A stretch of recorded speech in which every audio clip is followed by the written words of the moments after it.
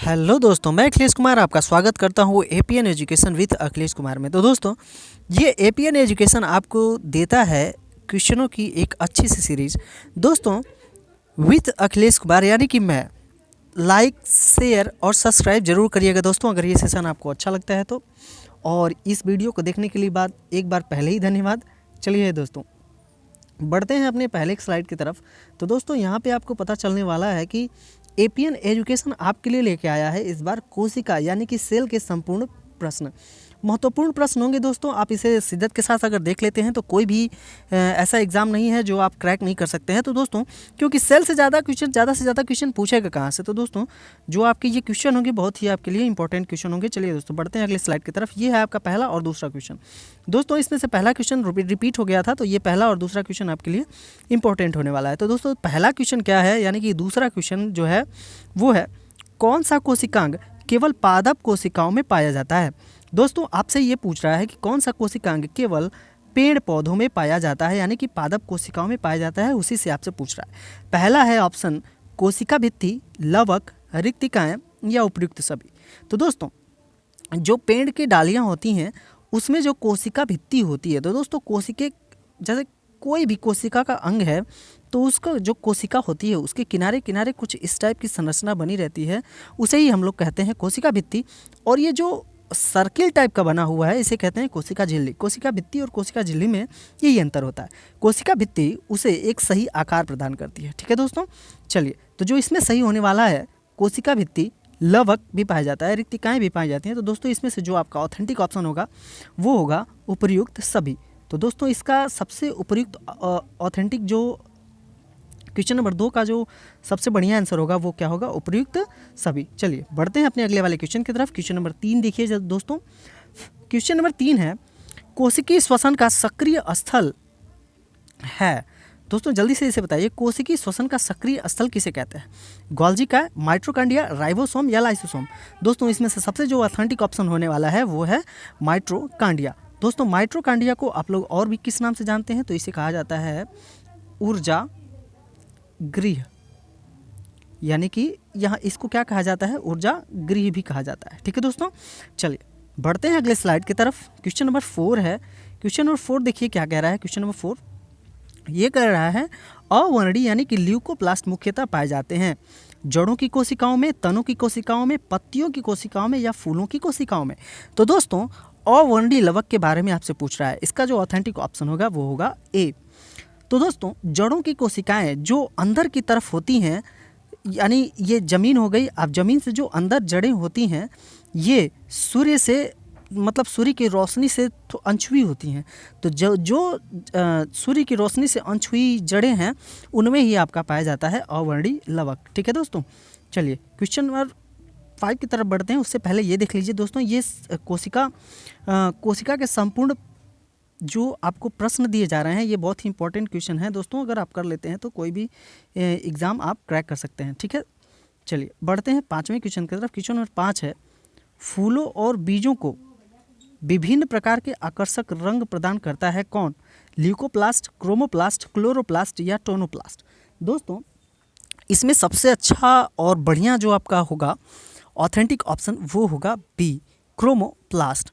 Chromoplast फूलों और बीजों के विभिन्न प्रकार के आकर्षक रंग प्रदान करता है। बढ़ते हैं अगले वाले क्वेश्चन की तरफ। क्वेश्चन नंबर 6 है, पत्तियों को हरा रंग प्रदान करता है। दोस्तों, पत्तियों को हरा रंग प्रदान करने वाला, पत्तियों को हरा रंग कौन प्रदान करता है। पहला है ऑप्शन क्रोमोप्लास्ट, क्लोरोप्लास्ट, ल्यूकोप्लास्ट या टोनोप्लास्ट। दोस्तों, आप अगर पढ़े होंगे तो इसका आंसर आपको जरूर पता होगा कि पत्तियों में क्लोरोफिल पाया जाता है, इसलिए दोस्तों उसमें क्या पाया जाता है, क्लोरोप्लास्ट पाया जाता है। चलिए बढ़ते हैं 7वें वाले क्वेश्चन की तरफ। 7वां क्वेश्चन क्या कह रहा है। 7वां क्वेश्चन कह रहा है, कोशिका की आत्महत्या की थैली किसे कहा जाता है। लाइसोसोम, दूसरा ऑप्शन है राइबोसोम और तीसरा ऑप्शन है न्यूक्लियोस और चौथा ऑप्शन है गोल्गी का। तो जल्दी से बताइए दोस्तों, कोशिका की आत्महत्या की थैली किसे कहा जाता है, तो उसे कहा जाता है लाइसोसोम को। लाइसोसोम ये काम करता है कि अगर कोशिका की कोई भी अंग खराब हो जाए तो इसमें एक पाचक रस होता है, वो पाचक रस उस कोशिका अंग को, खराब हुए कोशिका अंग को उसे पचा देता है। तो दोस्तों, इस तरह से हमारी जो कोशिकाएं होती हैं वो सुरक्षित रह पाती हैं। चलिए क्वेश्चन नंबर 7 की तरफ 8 की तरफ बढ़ते हैं। ये रहा क्वेश्चन नंबर 8वां। लाइसोसोम में पाया जाने वाला वह एंजाइम जिसमें जीव द्रव्य को घुला देने या नष्ट कर देने की क्षमता होती है कहलाता है, क्या कहलाता है? सेल सैप, साइटोप्लाज्म, न्यूक्लियोप्लाज्म या हाइड्रोलाइटिक एंजाइम। इसी एंजाइम की हम बात कर रहे थे दोस्तों। तो ये हाइड्रोलाइटिक एंजाइम होता है जो लाइसोसोम में भरा होता है। ठीक है दोस्तों, इसी की वजह से जो जीव द्रव्य होते हैं उसमें घुले होते हैं वो नष्ट हो जाते हैं। चलिए दोस्तों, अब आगे की तरफ बढ़ते हैं। अब ये अगला क्वेश्चन हमारा होगा, अगला क्वेश्चन 9वां क्वेश्चन है। ये बहुत ही शानदार क्वेश्चन है दोस्तों। 80% से अधिक सेल यानी कि कोशिका में पाया जाने वाला पदार्थ क्या है दोस्तों? प्रोटीन, चर्बी, खनिज या जल? तो दोस्तों इसमें सबसे अच्छा जो ऑप्शन आपका होने वाला है वो होगा जल। क्या पाया जाता है? तो 80% से भी अधिक कोशिका में पाया जाने वाला पदार्थ क्या है दोस्तों? जल है। ठीक है, चलिए, और बाकी 20% में और वह चीज़ें हैं। जैसे 10वां क्वेश्चन देखिए, निम्नलिखित में से किसने यह मूल अवधारणा प्रस्तुत की थी कि जीव कोशिकाओं के बने हुए हैं? किसने ये सबसे पहले बताया था कि ये मूल अवधारणा दी थी कि जीव कोशिकाओं के बने हुए हैं? पास्चर, स्लाइडेन, रॉबर्ट हुक या स्वान? तो दोस्तों आपको पता होगा स्लाइडेन और स्वान ने कोशिका की अवधारणा को दिया हुआ था। तो ये दूसरा और चौथा ऑप्शन आपका करेक्ट होने वाला है, दूसरा और चौथा ऑप्शन। तो इसमें कौन सा ऑप्शन सही होगा? Option number D. तो दोस्तों इसमें जो आपका सही हो जाएगा वो क्या सही होने वाला है? एक मिनट दोस्तों, थोड़ा सा ये बोर्ड भी गड़बड़ा जाता है। यहाँ देखिए ज़रा, हाँ, तो यहाँ पे क्या सही होगा? ऑप्शन नंबर डी, 2 और चौथा। ठीक है दोस्तों, चलिए बढ़ते हैं क्वेश्चन नंबर 11 की तरफ। क्वेश्चन नंबर 11 देखिए ज़रा, इसे क्या कह रहा है? ये कह रहा है कि किसकी उपस्थिति के कारण किसी पादप कोशिका और पशु कोशिका में अंतर पाया जाता है? किसकी उपस्थिति से आपको पता चलता है कि पादप कोशिका है या ये जंतुओं की कोशिका है? देखिए दोस्तों, आपको बुरा नहीं मानना चाहिए, मानव भी जंतुओं के अंतर्गत ही आता है। ठीक है दोस्तों, चलिए क्वेश्चन नंबर 11 का जो सटीक आंसर होगा, चलिए दोस्तों इसमें से पहले पढ़ लेते हैं और भी। तो क्या ऐसा अंतर है जो पशु और पादप कोशिका के बीच अंतर होता है? क्लोरोप्लास्ट, कोशिका भित्ति या कोशिका कला या केंद्रक नाभिक? तो दोस्तों इसमें जो सबसे बढ़िया ऑप्शन होगा वो आपका ऑप्शन होगा कोशिका भित्ति। ठीक है दोस्तों, चलिए बढ़ते हैं अगले वाले क्वेश्चन की तरफ। क्वेश्चन नंबर 12, इस क्वेश्चन में देखिएगा, कह रहा है गोल्जी काय का मुख्य कार्य है। गोल्जी काय क्या करता है मुख्यतः? बेसिकली आपका क्या करता है गोल्जी काय? श्वसन, कोशिकीय विभाजन शुरू करना, पाचक रस उत्पन्न करना या स्रावी? तो दोस्तों ये गोल्जी काय आपका स्रावी होता है। चलिए, तो इसका ऑप्शन हो जाएगा डी। ठीक है, चलिए बढ़ते हैं अगले वाले क्वेश्चन की तरफ। क्वेश्चन नंबर 13, क्वेश्चन नंबर 13 में लिखा हुआ है, निम्नलिखित में से कौन सा कोशिकांग डीएनए रखता है? बताइए दोस्तों, सेंट्रियोल, गोल्जी काय, लाइसोसोम या माइटोकॉन्ड्रिया? आप दोस्तों जानते हैं कि इसका ऑप्शन जो सही होने वाला है वो होने वाला है डी। कौन सा होने वाला है? डी। माइटोकॉन्ड्रिया में डीएनए पाया जाता है। डीएनए का मतलब ड्राइबोन्यूक्लिक एसिड। तो दोस्तों ड्राइबोन्यूक्लिक एसिड की जो संरचना होती है कुछ इस टाइप की होती है, इसे हम लोग द्विशाखित कहते हैं। और जो आरएनए होता है कुछ इस टाइप का होता है, यानी कि डीएनए को अगर काट दिया जाए तो उसमें 2 आरएनए बनते हैं। ठीक है दोस्तों, चलिए चलते हैं क्वेश्चन नंबर 14 की तरफ। क्वेश्चन नंबर 14 क्या कह रहा है कि कौन सा कोशिकांग प्रोटीन संश्लेषण में मुख्य भूमिका निभाता है? कौन सा कोशिकांग प्रोटीन संश्लेषण में मुख्य भूमिका निभाता है, उसी को आपको पूछ रहा है। लाइसोसोम एवं सेंट्रोसोम, एंडोप्लाज्मिक रेटिकुलम एवं राइबोसोम, गोल्जी का उपकरण या माइटोकॉन्ड्रिया, लाइसोसोम्स या माइटोकॉन्ड्रिया? दोस्तों आपसे पूछ क्या रहा है? प्रोटीन संश्लेषण कौन करता है दोस्तों? तो वो आपका करता है एंडोप्लाज्मिक रेटिकुलम एवं राइबोसोम। क्या करता है दोस्तों? राइबोसोम आपका प्रोटीन संश्लेषण करता है। इसे हम लोग कहते हैं, राइबोसोम्स को कहते हैं प्रोटीन की फैक्ट्री। प्रोटीन की क्या कहा जाता है दोस्तों? फैक्ट्री कहा जाता है राइबोसोम को। ठीक है दोस्तों, चलिए बढ़ते हैं अगले वाले क्वेश्चन की तरफ। क्वेश्चन नंबर 15 देखिएगा दोस्तों। ये क्वेश्चन नंबर 15 कह रहा है, माइटोकॉन्ड्रिया की खोज किसने की? बताइए दोस्तों, माइटोकॉन्ड्रिया की खोज किसने की थी? पहला ऑप्शन है अल्टमैन, दूसरा डी डुबे, पैलेड या टी बोदेरी। तो दोस्तों इसमें से जो आपका सही आंसर होगा वो होगा ए, अल्टमैन ने माइटोकॉन्ड्रिया की खोज की थी। चलिए दोस्तों बढ़ते हैं अपने अगले वाले क्वेश्चन की तरफ। Question number 16। क्वेश्चन नंबर 16 कह रहा है, क्वेश्चन नंबर 16 है, कौन सा अंगक प्रायः जंतु कोशिकाओं में उपस्थित नहीं होते हैं? कौन सा अंगक प्रायः जंतु कोशिकाओं में उपस्थित नहीं होते हैं? तो दोस्तों इसमें जो आपका आंसर सही होने वाला है, बताइए इन चारों ऑप्शनों में से कौन सा सही होगा? लवक, गोल्जिकाय, माइटोकॉन्ड्रिया या अंतःप्रदव्य जालिका। ये आपसे ये पूछ रहा है कि कौन सा अंगक प्रायः जंतु कोशिकाओं में उपस्थित नहीं होते हैं। तो दोस्तों लवक तो नहीं होता है। लवक कहाँ? लवक तो जैसे ये क्लोरोप्लास्ट, क्रोमोप्लास्ट, ये जो दोस्तों पाए जाते हैं आपके पेड़ पौधों में। और गोल्जिकाय, माइटोकॉन्ड्रिया और अंतःप्रदव्य जालिका ये सभी पाए जाते हैं जंतु कोशिकाओं में। ठीक है दोस्तों, तो इसमें से जो आपका आंसर सही होने वाला है वो कौन सा आंसर सही होने वाला है? वो ऑप्शन सही होने वाला है ए। ठीक है, चलिए बढ़ते हैं अगले वाले क्वेश्चन की तरफ। क्वेश्चन नंबर 17 देखिएगा जरा, इसमें क्या लिखा हुआ है? लाइसोसोम कार्य करते हैं प्रोटीन संश्लेषण का। अभी आपको ये लाइसोसोम्स बताया गया था दोस्तों, ध्यान से इसका आंसर दीजिएगा। प्रोटीन संश्लेषण का, प्रोसेसिंग तथा पैकेजिंग का, अंतः कोशिकीय पाचन का या वसा संश्लेषण का। दोस्तों ये इसमें एक ऑप्शन क्या हो जाएगा? सी सही हो जाएगा, अंतः कोशिकीय पाचन का। यानी कि उसमें जो जीव द्रव्य खराब हो जाते हैं उनको वो क्या करते हैं? उनका पाचन कर लेते हैं। ठीक है दोस्तों, चलिए बढ़ते हैं क्वेश्चन नंबर 18 की तरफ। क्वेश्चन नंबर 18 क्या कह रहा है?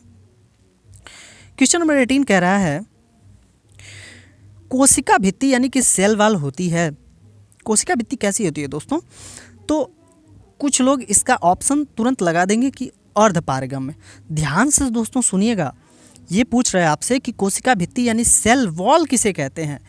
तो ये क्या है? पारगम्य है, अर्धपारगम्य है, रचनात्मक पारगम्य है या अपारगम्य है। ठीक है, तो देखिए मैं आपको समझाता हूँ, थोड़ा इसका कॉन्सेप्ट समझ लीजिएगा। जैसे ये रही आपकी कोशिका, तो इसके जो बाहर की तरफ इस तरह से संरचना होती है उसको हम लोग कहते हैं कोशिका भित्ति। क्या कहते हैं दोस्तों? कोशिका भित्ति। ये आपकी होती है पारगम्य। कैसी होती है? कोशिका भित्ति कैसी होती है? पारगम्य होती है। ठीक है, चलिए मैं ज़रा आपको समझा दूं। कोशिका भित्ति पारगम्य होती है, लेकिन अर्धपारगम्य जो ये आपको सर्किल टाइप का ये दिख रहा है ये होता है। तो जो ये सर्किल टाइप का आपको दिख रहा है इसे कहते हैं कोशिका झिल्ली। किस नाम से जानते हैं? झिल्ली के नाम से जानते हैं। ठीक है, और जो ये कोशिका भित्ति है ये वाली तो ये है भैया कोशिका भित्ति। ठीक है, जो ये बाहर जो आपको ये संरचना दिख रही है ये होती है कोशिका भित्ति। ये इसको एक ढांचा प्रदान करता है इस कोशिका को। ठीक है, चलिए दोस्तों, तो इसका जो ऑप्शन सही होने वाला है वो कैसी होती है? पारगम्य। चलिए मैं ज़रा इसको बढ़िया से लगा देता हूँ। तो दोस्तों इसका ऑप्शन कौन सा सही होने वाला है? तो कोशिका भित्ति कैसी होती है? पारगम्य होती है। ठीक है, चलिए बढ़ते हैं अपने क्वेश्चन अगले वाले क्वेश्चन की तरफ। क्वेश्चन नंबर 19 होगा जो दोस्तों, वो देखिए कैसा बढ़िया सा क्वेश्चन है, ज़रा इसका आंसर करिएगा। माइटोकॉन्ड्रिया का भीतरी वलन कहलाता है। माइटोकॉन्ड्रिया का जो भीतरी वलन कहलाता है उसको क्या कहते हैं दोस्तों? तो उसको दोस्तों कहते हैं क्रिस्टी। क्या कहते हैं? क्रिस्टी। चलिए दोस्तों बढ़ते हैं अगले वाले क्वेश्चन की तरफ। क्वेश्चन नंबर 20, 20वां क्वेश्चन आपको कह रहा है माइटोकॉन्ड्रिया किसमें अनुपस्थित होता है? माइटोकॉन्ड्रिया किसमें अनुपस्थित होता है? यीस्ट में, कवक में, जीवाणु में या हरे शैवाल में? बताइए दोस्तों माइटोकॉन्ड्रिया किसमें अनुपस्थित होता है? तो माइटोकॉन्ड्रिया जीवाणु में अनुपस्थित होता है। किसमें अनुपस्थित होता है दोस्तों? जीवाणु में। चलिए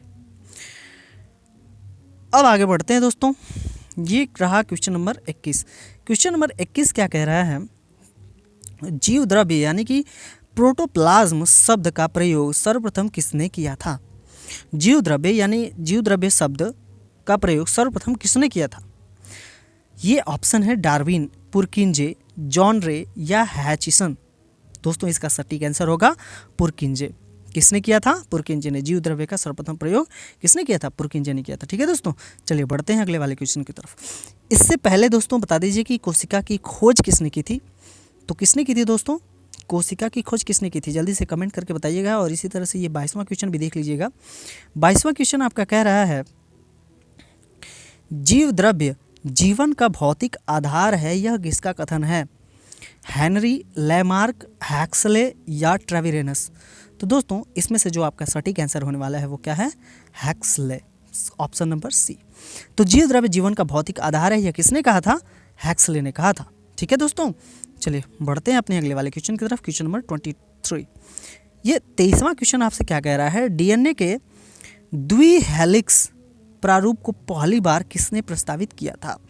डीएनए के द्विहेलिक्स प्रारूप को पहली बार किसने प्रस्तावित किया था? तो ये क्या होगा दोस्तों? इसमें आपका जो पहला ऑप्शन होगा वाटसन एवं क्रिक, ये सही हो जाने वाला है। ठीक है, चलिए बढ़ते हैं अगले वाले क्वेश्चन की तरफ। Question number 24। क्वेश्चन नंबर 24 क्या कह रहा है दोस्तों? जरा इसे शिद्दत के साथ पढ़िएगा दोस्तों। न्यूक्लियस की खोज सर्वप्रथम किसने की थी? दोस्तों न्यूक्लियस क्या होता है कि ये कोशिका के एकदम बीचों बीच पाया जाता है। न्यूक्लियस कोशिका की खोज सर्वप्रथम न्यूक्लियस की खोज सर्वप्रथम कोशिका में किसने की थी? लीवेनहॉक ने, स्वान ने या हाफ मिस्टर ने या ब्राउन ने? दोस्तों ये चलिए मैं बता देता हूँ कि इसकी खोज ब्राउन ने की थी। किसने की थी दोस्तों? ब्राउन ने। अगर ये ब्राउन आपको ना याद रहे तो आप अच्छे तरह से जानते हैं कि हम लीची खाते हैं, उसके अंदर बीज कैसी निकलती है? भूरी निकलती है। तो दोस्तों ब्राउन मीन्स भूरा होता है। छुहाड़ा खाते हैं, उसके अंदर जो बीज निकलती है वो भी भूरा निकलता है। और दोस्तों इसी तरह से लगभग देखा जाए तो जितनी भी बीज लगभग होती हैं वो कैसी होती हैं? भूरी किस्म की ही होती हैं। इसलिए हम लोग समझ लेंगे कि न्यूक्लियस ये बीच में होता है। तो दोस्तों ये कैसा होता है? ब्राउन होता है। चलिए दोस्तों बढ़ते हैं अपने अगले वाले क्वेश्चन की तरफ। क्वेश्चन नंबर 25 क्वेश्चन नंबर कह रहा है, कोशिका की क्रियात्मक गतिविधियां नियंत्रण होती हैं। कोशिका की क्रियात्मक गतिविधियां कौन नियंत्रित करता है? केंद्रिका द्वारा नियंत्रित किया जाता है या माइटोकॉन्ड्रिया द्वारा या जीवद्रव्य द्वारा या केंद्रक द्वारा? तो दोस्तों केंद्रक को ही हम लोग न्यूक्लियस कहते हैं और यही इसी के द्वारा ही क्या किया जाता है? कोशिका का नियंत्रण किया जाता है। तो दोस्तों ऑप्शन नंबर डी, केंद्रक द्वारा। तो ये कोशिका की क्रियात्मक गतिविधियां कौन नियंत्रित करता है? केंद्रक नियंत्रित करता है। ठीक है दोस्तों, चलिए बढ़ते हैं क्वेश्चन नंबर 26 की तरफ। और दोस्तों ये क्वेश्चन नंबर 26 कह रहा है, गुणसूत्र यानी कि क्रोमोसोम्स शब्द किसने प्रदान किया था? तो दोस्तों ये आपका आंसर होमवर्क के रूप में होगा। और दोस्तों इसका जो ये देखिए होमवर्क मैंने लिख दिया है दोस्तों। ये 26वां क्वेश्चन आपको होमवर्क में मिला है कि गुणसूत्र यानी कि क्रोमोप्लास्ट शब्द, आप इसमें से बताइएगा कि इसमें से कौन सा ऑप्शन सही है। ठीक है दोस्तों, जय हिंद, जय भारत, जय राष्ट्रवाद। आज के लिए इतना ही, मिलते हैं अगले वाले वीडियो में। दोस्तों अगले वाले वीडियो में इससे भी अच्छे अच्छे क्वेश्चन है दोस्तों। यहाँ पे संपूर्ण कहने का मतलब है कि इसमें शामिल तो किया गया है दोस्तों, लेकिन इसमें अभी कुछ टाइपिंग मिस्टेक रह गई है। सॉरी, जैसे अगले वाले क्वेश्चन अभी टाइप नहीं हो पाए हैं। तो दोस्तों मैंने कहा कि ज़्यादा देर न करते हुए मैं आपको ये 26 क्वेश्चनों की सीरीज़ दे देता हूँ। इसमें से दोस्तों ये क्वेश्चन आपके लिए बहुत इंपॉर्टेंट होने वाला है। तब तक के लिए दोस्तों आगे वाले क्वेश्चन का इंतजार करिएगा। जय हिंद, जय भारत, जय राष्ट्रवाद।